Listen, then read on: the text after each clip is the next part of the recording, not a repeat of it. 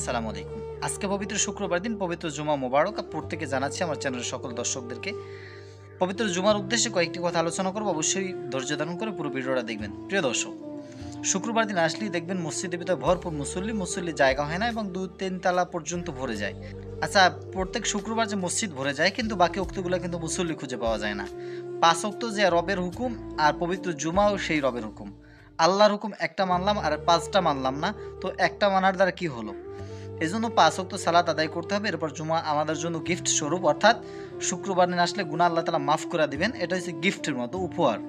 একজনে ঠিকমতো কাজ করবে, তারপর তার বেতন পাবে, ঠিকমতো পাওয়ার পরে তাকে বকশিশ দেওয়া হবে, অর্থাৎ বোনাস দেওয়া হয়। সেই বোনাসটা হচ্ছে পবিত্র শুক্রবার দিন।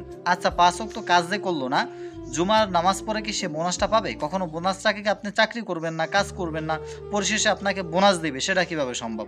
কখনো নয়। আগে 5 ওয়াক্ত সালাত আদায় করলে এরপর আপনার জন্য বোনাস রয়েছে। জুমার দিন আল্লাহ তাআলা আপনার সমস্ত জীবনের গুনাহগুলোকে মাফ করে দিবেন। সুবহানাল্লাহ। আর বিশেষ করে দেখবেন, এটা গ্রাম অঞ্চলে কম দেখা যায়, কিন্তু এটা গ্রামের ভিতরে এখন ঢুকে গেছে। জুমার দিন আসলে শুধু 2 রাকাত ফরজ নামাজ আদায় করে। কাবলাল জুমা বাদাল জুমার খেয়ালই নাই এটা যে আদায় করা লাগবে, এটা কিছুই মনে করতেছে না। শুক্রবার দিন আসলাম, এটাও কিন্তু পরিপূর্ণভাবে আল্লাহ রাব্বুল আলামিনের হুকুম মানতেছি না, তাহলে এটা কি ধোঁকাবাজি করতে আসলাম না? 2 রাকাত নামাজ পড়তে শুক্রবার দিন আসলাম, কিন্তু 10 রাকাত নামাজ সেটাও জানলাম না, পড়লামও না এবং বোঝারও চেষ্টা করলাম না। প্রিয় দর্শক, এই জন্য শুক্রবার দিন আসলে 5 ওয়াক্ত সালাত তো আদায় করতে হবে, এবং শুক্রবার দিন আসলে তো গুরুত্ব সহকারে জুমার নামাজটা ঠিকমতো আদায় করে যান।